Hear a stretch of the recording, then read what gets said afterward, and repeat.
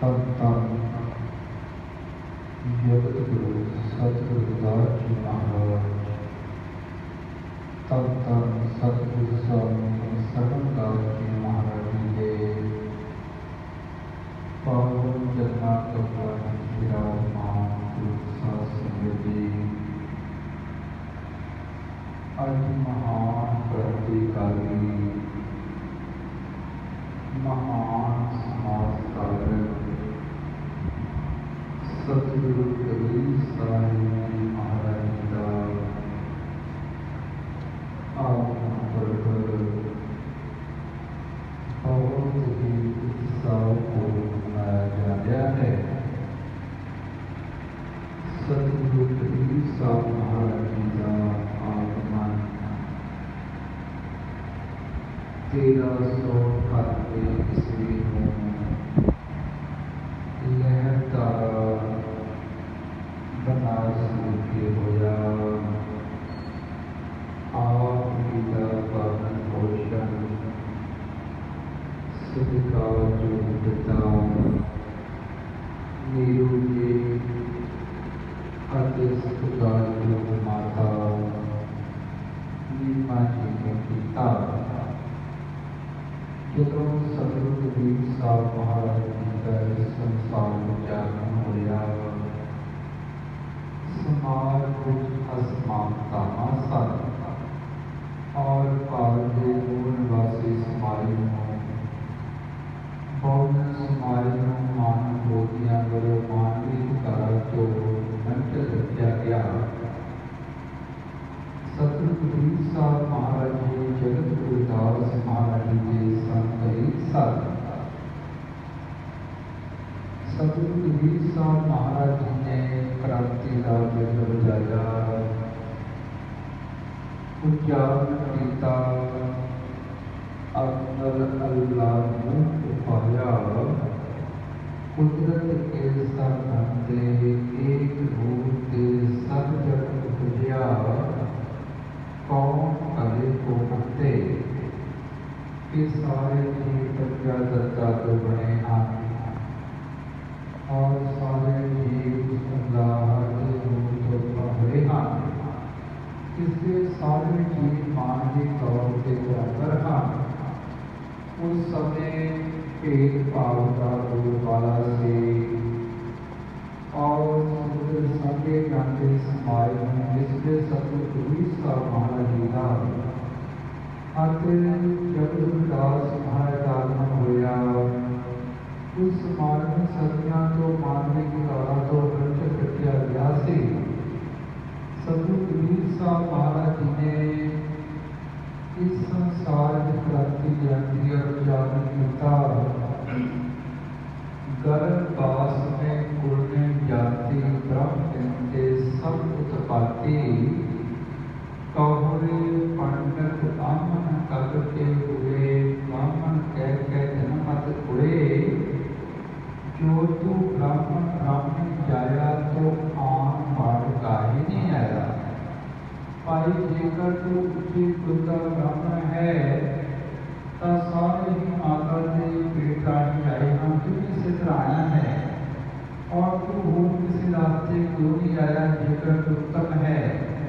तो सतगुरु कबीर साहिब महाराज जी संसार में क्रांति लेके आए और उन्होंने अपनी वाणी में उच्चारण किया, साधन वेद रविदास संत है, सुप्त सीन मान्या, हिंदू तुर्क कोई दीन बने हैं, कछु नहीं पहचानिया।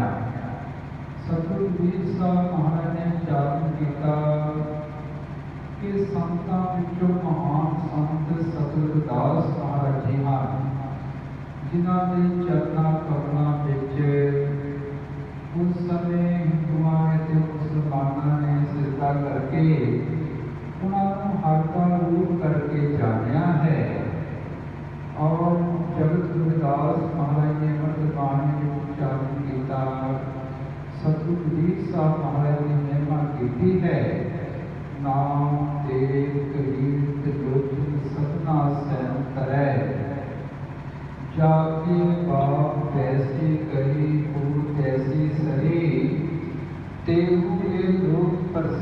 कबीरा कि जिस कबीर के जागरे लोग ईद अते बकरीद के दिनों में जीव हत्या करते सन, अपने शहीद पीरां नूं मनते सन।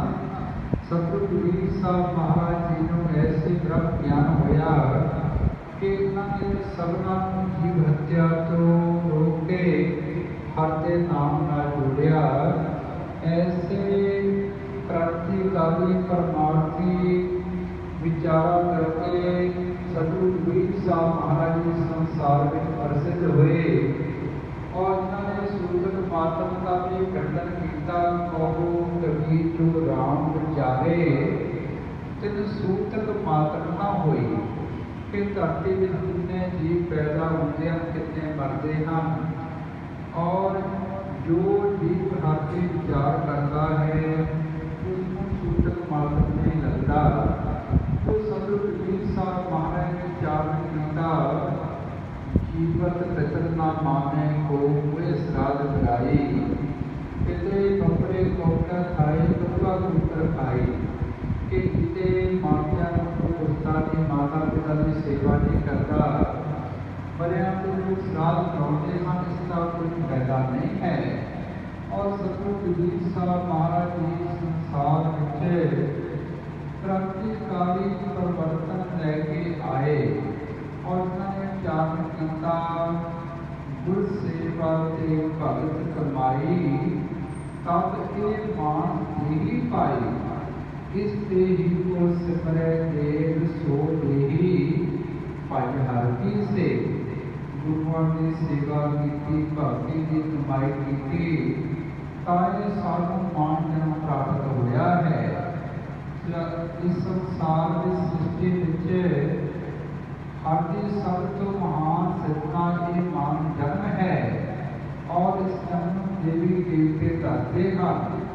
कबीर मान जन्म प्रथम है, होए ना बारंबार, जो बन पर पाके भुलके बहुत लागे डार। कि मान जन्म इतना दुर्लभ है कि दोबारा नहीं मिलता। जिसमें कि फलाते पेट नाल फल टुटे दोबारा नहीं लगता, इसके सामने मान जन्म बार बार नहीं मिलना। एहो तेरा अवसर, एहो तेरी बार, घट भीतर तू देख विचार। कहत कबीर जीत के हार, बहुविध केहो पुकार पुकार है। कि भाई यही तेन हन मिलता सुनहरी चांस है और यही बारी है जो अपने इस गल की विचार करना है। भावें श्रेष्ठ मार्ग से चल के संसार की बल जित लै, भावें ज्ञानता जो पढ़ के हार लै, अनेका प्रकार नाल पुकार पुकार के समझा देता है।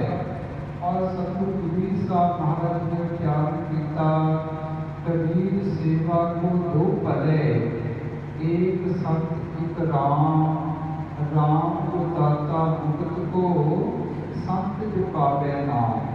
के सिमरन वास्ते दोनों श्रेष्ठान, एक संत और एक सर्वव्यापक हर मुक्ति का दाता है। संत महापुरुष जीवनों नाम पाते हैं, प्रेमा करना जो कर्म करना जो अज्ञानता मुक्त करके ज्ञान का मन का मार्ग बख्श करके मुक्ति का मार्ग दसते हैं। और सतगुरु कबीर साहब महाराज जी क्रांतिकारी उपदेशों श्रवण करके सारे वर्गों के लोग उन्होंने शरण में आए और कट्टर पंथियां ने जाके राजे सिकंदर के पास शिकायत की, जिमें जगतदास महाराज ने शिकायत की थी कि सतगुरु कबीर साहब महाराज जी इस संसार की समानता की गल करते हैं, हिंदू मुसलमान सारी मानवता की बराबरता की गल करते हैं। तो सतगुरु कबीर साहब महाराज राजे ने अपने दरबार में शिकंदर ने बुला लिया और महाराज जी गए, हाजिर हुए, राजे ने सलाम नहीं किया। राजा कह लगा कि जी तुसीं सलाम नहीं किया। सतगुरु कबीर साहब महाराज ने उच्चारण किया, तू हर सम्माने राजा, एक सब दिवस चार के टूटे करते वाजा कि कोई भी घर के बराबर बादशाह नहीं है। ये राजपाल ये दुनिया जान के रहने वाली है, उठे दिखावे हाँ, इसलिए राजा का तेनों सलाम नहीं करनी। ते राजे ने सतगुरु कबीर साहब बारह बाबी बनाने की कोशिश की, बारह नहीं मिलता होया। हाथी अगे जुड़िया गया, हाथ में सलामा करके चले गया, पहाड़ को उड़ाया गया, बाल मिलता नहीं होया। अखीर राजे ने जंजीरा नाल बन के सतगुरु कबीर साहब महाराज जी को गंगा दरिया में सुट्टा और सतगुरु कबीर साहब महाराज जी इसका वर्णन करते हैं। जानकर गुसाई कहर कबीर जंजीर बांध कर खड़े कबीर, मानना डिगे तन काले को राए, चरण कमल देहो समाए। गंगा की लहर में टूटी जंजीर, मृगशाला पर बैठे कबीर। कहो कबीर कोई संग न सार, जल थल लाखन है रघुनाथ। इस वेले जंजीरा नाल बन के सतगुरु कबीर साहब महाराज गंगा में सुट्टा गया और गंगा की इस तरह की लहरां आईयां, सारियां जंजीरां टुट गईयां। सतगुरु कबीर साहब महाराज जी पानी पर इस प्रकार बैठ गए जिन्हें कोई मृगशाला से बैठता है। हर पासे सतगुरु कबीर साहब महाराज जी जय जयकार होने लग पई। तो सतगुरु कबीर साहब महाराज ने उच्चारण किया, राम कबीरा एक पए हैं कोई न सके पहचानी। कि आज जी आप और मैं कबीर हो गए, संसारी लोग इसकी पहचान नहीं की, इसका भी पहचान नहीं की। और जगत गुरदास महाराज ने अमृत बाणी की शुरुआत इतों की, तोही तोही तोही तोही अंतर कैसा। कि हर जी आप और मेरे विच और आप विच कोई अंतर नहीं है। और सतगुरु नामदेव जी महाराज ने उच्चारण किया, सगल कलेश निंदक प्या खेद, नाम में नारायण नानी भेद। कि हर जी आप में नामदेव जी कोई अंतर नहीं है।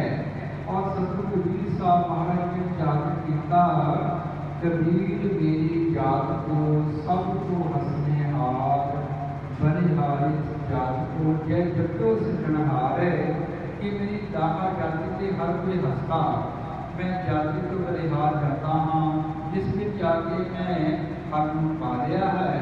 कबीर मंदिर पर गया जैसे गंगा नीर, पाछे लाके हर दे कहत कबीर कबीर। कितना पीछे पीछे हर घूमना पिया। एडे महान सतगुरु कबीर साहब महाराज जी हुए। सतगुरु कबीर साहब की माता कहते कबीर जी बिगड़ गए और हर समय हर का नाम जपते हैं। वो कहते हाँ माता में बिगड़ गया, संतन संत कबीरा बिगड़ियो, सो कबीर रामे में बिगड़ियो। कि माता में संतान ना बिगड़ के हर का रूप होके बिगड़िया हाँ। पूरी का काबू मरम न जाना, सब जग आन तुम्हारे ताना। कहते परमात्मा जी मैं जलाना सब तो बड़े आप जलाहे हो, जिन्होंने संसार का ताना बिना किया है। तो सतगुरु कबीर साहब महाराज जी संसार में क्रांति लेके आए। जब उनका समा आया तो उन्होंने किया मैं हरम के मगन में जाना है। और मान ऊर्जा प्रचार किया जाता सी कि जो भी विनाश में मरदा है, सिर त्यागता है, वो जिसने मर्जी मारे कर्म करे और वो मुक्त होता है।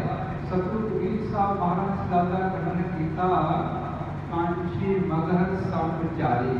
कहते आगे सिमरन करने वाले कांची अते मगर बराबर है। मनो कठोर मरे मनास नरक न बाज्या जाई, हर का संत मरे हरम पे सगली सैन तराई। कहते जिला जी मनो कठोर है, मनो कठोर मरे मनास नरक न बाज्या जाए। जेकर वो मनो कठोर है तो वो भावे विनाश मरता है और नरक नहीं कर सकता। हर का संत मरे हरम पे सगली सैन तराई। ਜਿਹੜੇ ਖਾਤੇ ਸੰਤ ਕਰਨ ਵਾਲੇ ਸੰਤ ਮਹਾਂਪੁਰਸ਼ਾਂ ਉਹ ਜਿੱਥੇ ਮਰਜ਼ੀ ਆਪਣਾ ਸਰੀਰ ਤਿਆਗ ਕਰਨ, ਉਹ ਸਾਡੇ ਨਾਲ ਲੜਦੇ ਹਨ ਔਰ ਆਪਣੀਆਂ ਆਉਣ ਵਾਲੀਆਂ ਗੁਲਾਮ ਪੈਰੋਕਾਰਾਂ ਨੂੰ ਉਤਾਰ ਦਿੰਦੇ ਹਨ। ਸਤਿਗੁਰੂ ਕਬੀਰ ਸਾਹਿਬ ਮਹਾਰਾਜ ਦਾ ਸਮਾਂ ਆ ਗਿਆ। ਮਹਾਰਾਜ ਜੀ ਮਗਰ ਕਿਤੇ विराजे और महाराज जी 1518 ईस्वी को सचखंड में जा राजे। उन्होंने पैरोकारा में मुसलमान भी सन, हिंदू भी सन। मुसलमान कहने लगे कि इसी अंत बनाना है और हिंदू कहने लगे इसका संस्कार करना है। और ऐसा कौतुक बरतिया कि जिन्हें जगत गुरु सतगुरु दास महाराज जी अपना शरीर लेके सचखंड गए। सतगुरु कबीर साहब महाराज जी अपना शरीर लेके सचखंड चले गए और जगत गुरु सतगुरु दास महाराज जी हाड़ की संग्राम 1528 ईस्वी को 1583 विक्रम की संमत को ज्योति दिवस समाए सन और उन्होंने अपनी अमृत बाणी को उजागर किया।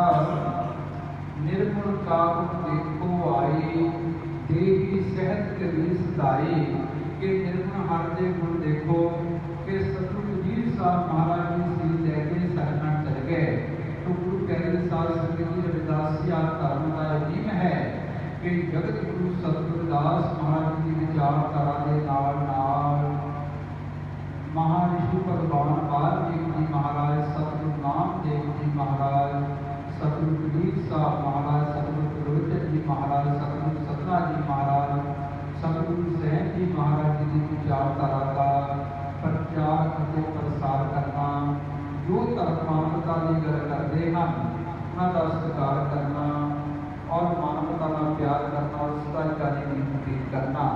तो जगत गुरु सतगुरु दास जी महाराज और सतगुरु कबीर साहब महाराज जी समकालीन सन जो इस संसार में क्रांति लेके आए।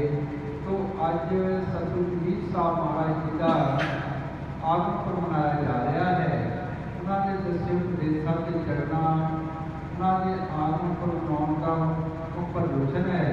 असी बाहरी कर्मकांडा का डबना का अज्ञानता का त्याग करके अपने बच्चों को वध तो वध विद्या पढ़ाइए, नशा का त्याग करिए और जीवन में मेहनत करके भी बढ़िए। माता पिता की सेवा करने का सत्कार, छोटिया का प्यार और शब्द की कमाई करके अपने अंदर प्रकाश तत्व करिए।